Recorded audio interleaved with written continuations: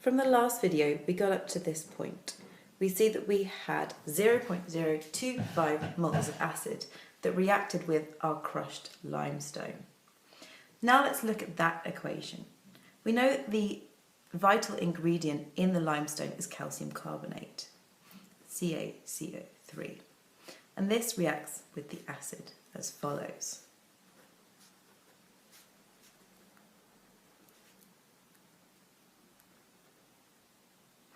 If we make sure that this equation is balanced, we see that for every 1 mole of calcium carbonate, 2 moles of HCl react. We know that we had 0.025 moles of acid.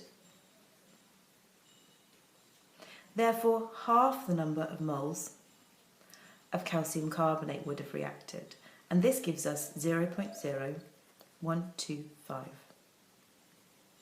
moles. We're now finally getting there.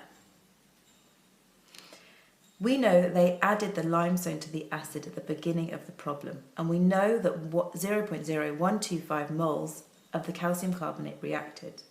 Next, we want to convert that into a mass in grams because they told us a mass in grams.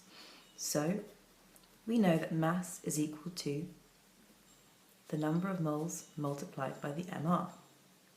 Here, the number of moles, 0.0125, and I need the MR of calcium carbonate. So if I look in the periodic table, calcium has an atomic mass value of 40, plus carbon, which has an atomic mass number of 12, plus 16 multiplied by 3. This is the atomic mass number of oxygen multiplied by 3. This overall gives me 100. If I multiply 0.0125 by 100, we get 1.25 grams. Ultimately, the question was asking what is the percentage composition of the calcium carbonate in the limestone?